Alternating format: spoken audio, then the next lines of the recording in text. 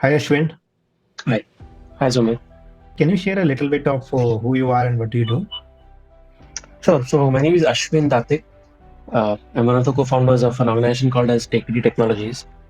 We started Tekdi in 2006, uh, and then me and my co-founder, straight out of college, we had jumped into starting Tekdi. Before Tekdi, we had a small history of, and that's also how the name Tekdi comes. We had a small history of working on the hills of Pune, this is the city where we stay. We worked on the hills of Pune to make them greener, to preserve them from development activities. Uh, and that's where we started off, and the name stuck. And when we finished our college, everybody was exploring what to do next. And with all those questions, we just decided that why don't we just jump on and start doing something that we like to do, which was building software, building sites for people. And we also like to do outdoors. So we started off with two initiatives. One was a software company, and other is an outdoor company. And that's when it started. And like I said, the name stuck. So that's why we are called Tekdi Technologies. Yeah. That's our early start in 2006. And to now, over the years we've evolved. Now it's largely moved on to software. One of our other co-founders has moved on into doing outdoors. So now I'm largely involved in the software. And now we've gotten into building software. And we also evolved in terms of what we do in software. We do software that can improve lives. So we like to say that we build software that helps society become better. That's what. Thank you. Yeah, thank you for sharing. I think you're not just an entrepreneur who has created a successful business, and you have also created massive impact and continues to do so through every line of code that you guys write, right? So we have been working together for more than 1 year. Can you share a little bit about maybe take us a year before when we started working? How was life? How was life for you, work for you, and how has that changed in the last 1 year? Sure, absolutely. So a year back, or a little more, when we started off, we were at a point where we felt that we were hitting a ceiling in terms of growth, uh, in terms of people, and in terms of revenue. Uh, we felt that we've hit a ceiling. And just to add to that, the 2 years in the pandemic, things were a little slow. But after the pandemic, we saw a significant boost in terms of the kind of opportunities that were hitting us. But we also were hitting challenges in terms of people, especially after buzzwords like the Great Resignation and all hit, and then we were also having a lot of challenges around that. So for us, for me and my co-founders, it was a little. A few of the challenges were around scaling the business, in terms of growing, in terms of uh, figuring out how to deal with the massive opportunities that we saw coming our way, in terms of organizing the business. I mean, being done pretty much everything in the business in the last 15 odd years. It was also a little kind of difficult for us to figure out how should we slice out our own roles in terms of what could be the different slices, and identifying people who can fit those roles. We were tending to expect everybody to do everything, and then that wasn't also working out. So a lot of these things, especially around growing the business and growing ourselves to be able to run the business a lot better. Those were a lot of the challenges, and I kept telling Sumit, sometimes I'm flying 1,000 feet, sometimes I'm flying 35,000 feet. So it's everything in between that happens. So those were, I think, a lot of the challenges were around that. And in the last 1 year, I wouldn't say we've completely peeled the onion, but I think at least with Sumit's help, I think it's been a good journey of discovering a lot of those problems, and also putting some processes, putting some kind of frameworks around how do we grow aspects of the business, frameworks around how do we set forth expectations, promises from people, and how do we eventually build a framework, build the kind of leadership that is required to grow and scale the organization. So that's been a high level journey.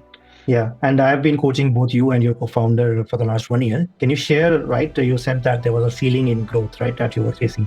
Can you share now 1 year ahead, right? And we are going to continue for the next year as well, 1 year down the line.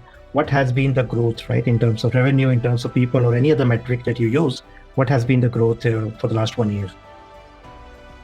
Sure. So in terms of, so I definitely want to talk in terms of numbers of people and revenue. So those, I think, revenue we've probably doubled in the last 1 year. People also, we've almost doubled, maybe 1.8 times maybe. So those numbers have been there, but I think beyond that, I think the growth has also been in terms of being able to uh, better handle any kind of challenges that come our way. So I think I would like to talk about typically previously whenever something came along, I think the first emotion was of overwhelm or okay, what am I going to do next time? Be it a new project that comes in suddenly where we don't have people that we can start with, or be it any kind of escalation or any kind of challenge from the customer in an existing project where we need to step in and maybe douse some fires. So any kind of challenge was typically hit with overwhelm. But now I think there is a more calmer and a more peaceful approach. So the overwhelm is being replaced by emotions like curiosity, trying to understanding the customer's cares and solving for those cares.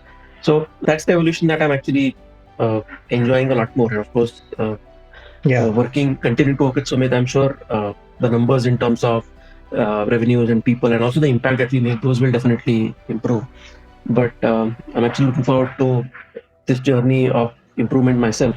And now we've also brought in a few more colleagues of ours to join this. So looking forward. Yeah, absolutely. As you said, Ashwin, right? Numbers can sometimes be just icing on the cake. If you have that ability to deal with challenges, which every entrepreneur has to face through it, what could be better than that, right? And you also mentioned earlier about figuring out your own rules, figuring out where you play that, right? So can you elaborate a little bit more on that? How has that evolved? In the past 1 year, what have you learned to do differently for your role, right? To take your organization to the next level as well. Yeah. So I think several things I'd like to kind of call out on. So a lot of it comes from the fact or the constructs of promises and the overall construct of promises, performers, customers, and then what has now helped is it could be when a new project comes in, identifying who could be the performers, and then the one thing that has really helped, especially in the recent times, is the construct of asking for strong promises. And I like to kind of tell this story to all the people that Sumit likes to tell about the mother who's feeding for a hungry child, right? So if you ask a mother, will your child go hungry? She's almost going to say no. And that no is of a strong conviction. And she doesn't know how she'll feed her child, but she'll figure it out, right? So that's the bit that I keep on telling a lot of my people. Whenever we make a request to anybody, of course there is hesitation, of course there is an initial kind of friction. But what has worked really well is to work with those people, to talk to them, and let them know that I'm there to support them. What I'm looking for is basically an ability where they are committed to solving or committed to that promise, and that they'll figure it out. Of course, again, reinforcing the thing that I'm there to help them out if anything happens. But looking for that strong yes, where they are actually committed to figuring it out and fulfilling the promise.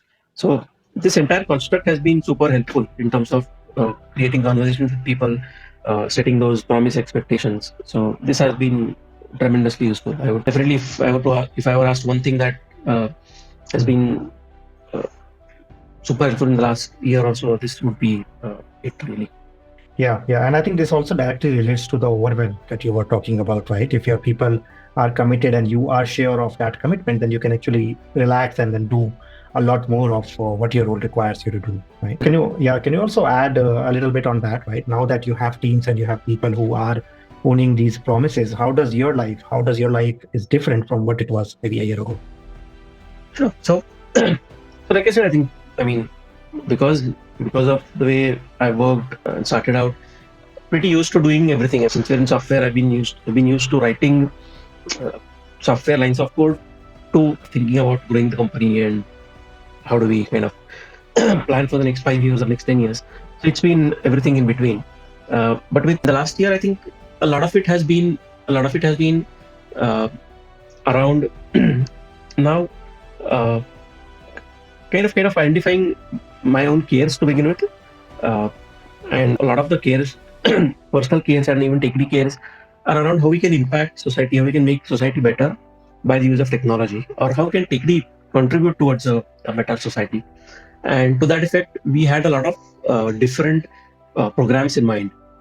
So programs that are related to making rural college students a little more ready for the software world, because one of the things that we've been seeing is that when we pick up youngsters into programming roles, that we can take some time to start contributing, and that's because how they've been working in the school system. So now we're working with uh, these rural kids to train them right from college so that they can become productive early on.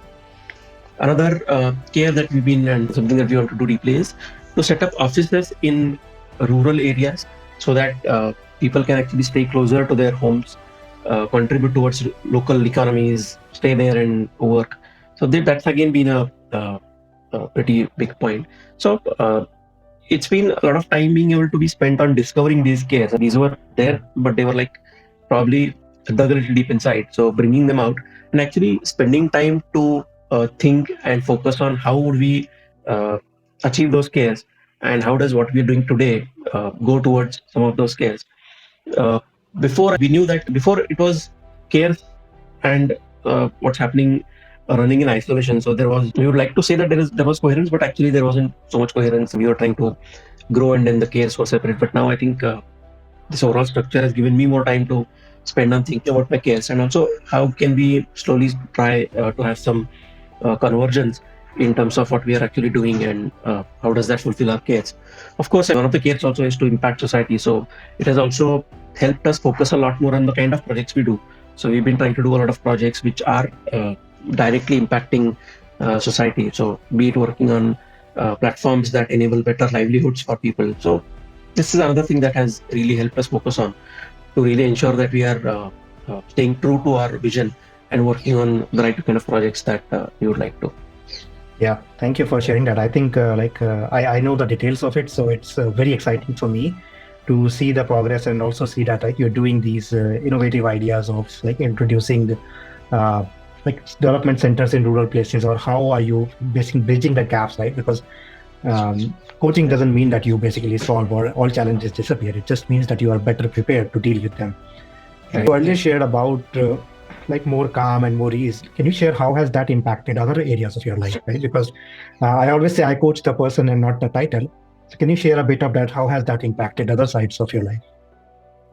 Sure. So I've always wanted to spend time on some other passions. So some of it playing an instrument. So I was able to actually pick up learning the flute in the last year. Being able to actually spend a little more time on my garden, and spend more time with my friends in badminton, which is a sport I like to play. So I've been able to really, I think, organize things better, and at the same time, I wouldn't say maybe organize is not the right word, but I've been able to, I think, figure out that these things are equally important. While the business and the growth carries, there is, of course, family. I kind of forgot that. So while the growth story continues, there's no point in really compromising all these things at the cost of growth. So it has to be a homogeneous thing. It has to be a parallel thing. It can't be okay, once I get this new customer, then I'll start attending my flute classes, or when I get to 100 people, then maybe I'll have enough time to spend more time with my family. So it doesn't work like that. I think it has to be more homogeneous. It has to be more balanced than waiting for any specific work milestone to happen to link it to some personal goal. So this has definitely eased out. One is the fact that this realization itself that I think things need to be done in a more calm and composed manner than just hurrying into everything, including work and these personal passions. So this has helped, and I think the team is also really coming up really well. Seeing a lot of changes in the team as well. So that has indirectly helped me to spend more time or focus on these other things. Absolutely right, and it's not either or, as you said, right? It's sometimes if you and given the growth that you shared, right, you have allowed yourself to step back a little bit, maybe not as much as we wanted to, but still stepping back and seeing the business grow. And I'm sure that same progression will continue for the next phase, right? Can you also share how does it feel now, right? So for the next 3 years, you have set very ambitious targets. You are already at very different numbers in terms of employee size. So that also presents new challenges, which either you are facing now or which you will face in the future. right? So how do you feel now going towards the next journey, which is still uncertain, which will bring on its own set of new challenges? So how do you see yourself as a leader, and how has that changed? Sure. So yes, I think again going back to that story, I think I don't know how it's gonna happen yet, but between last year and this year, so we committed ourselves a little lofty goal. So we've committed 2.5 times the revenue. I think we are already at 2 times. So I think we would be able to get close to that 2.5 times. And when we started off coaching, committing to this 2.5 times to Sumit wasn't really, it was never heard of. You're always used to a more organic growth. So committing to a 2.5 times was hard, but ultimately we did commit. And then I do see that this is now coming alive. So similarly, I mean, we have a big goal. At this point of time, I'm not completely sure, but I'm sure that things will figure out. I'm sure that with the kind of processes, with the kind of people that we're adding, we're also involving a lot more people directly with Sumit so that we can amplify what we're doing. We can amplify the leadership. And combined with the kind of approach we are taking towards new opportunities. So like I said earlier, because of overwhelm, we might have thought, oh, you know what, this opportunity is too big for us. We're not there yet. But now we have the confidence to take those opportunities head on. Either maybe we work with a partner that can amplify our strength, or we commit to building our capacity to be able to fulfill that. Those kind of things. At least now opportunities are opening up, or we are kind of open enough to figure out things to make those opportunities happen. So like that, I'm pretty sure. I think now there is openness to at least take on something big and work towards figuring it out. So I think that approach will help us. That approach will take us to the next 5 years. Pretty sure of that. Absolutely. I think you're demonstrating what you shared earlier, right? The mother's commitment. Right? You've taken on a big commitment, and then you do not need to know, or you do not know how to, and it doesn't bother you as much as it used to, right? So you will figure out a way because the commitment is strong enough. And then you also have that space to actually make that big commitment because then your team has like that settled.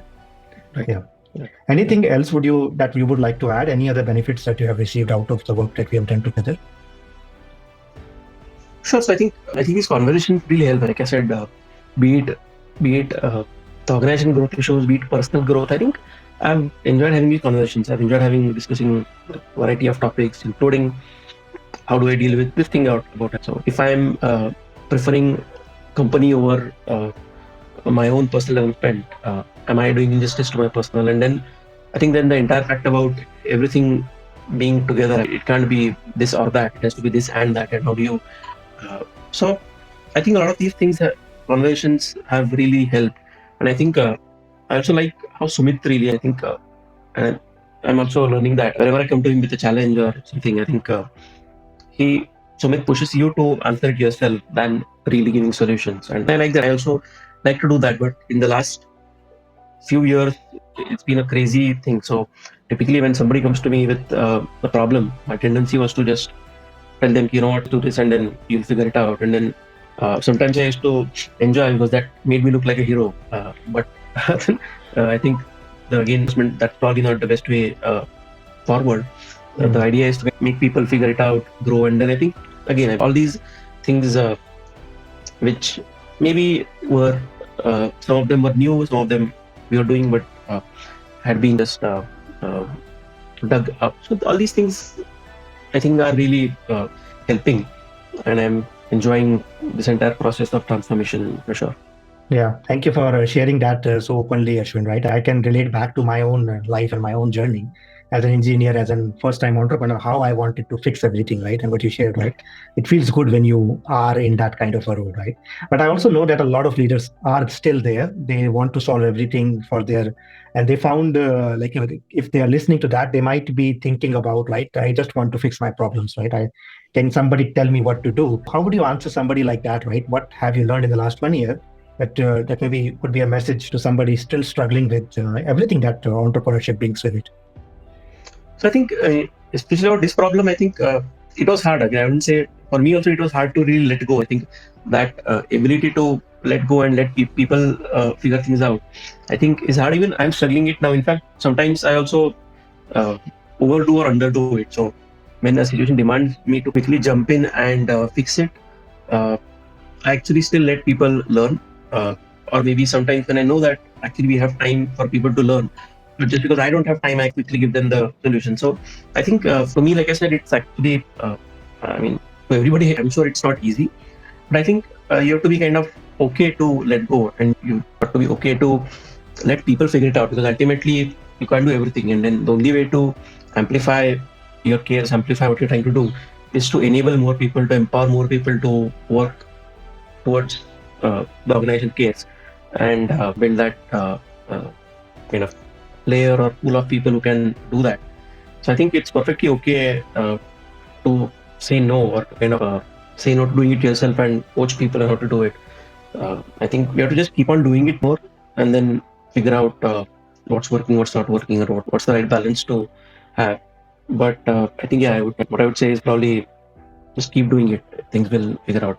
Keeping in mind that you don't have to do everything, because you have to focus more on growing the business, figuring out cares. In fact, even refining cares. What we've seen in the last year is that the cares that we felt maybe a year or more back, and what we have now, are much more refined. I mean, we knew at a high level what we wanted to do, but now I think it's a lot more refined, and I'm being able to put some promises to me and to my team in terms of those cares.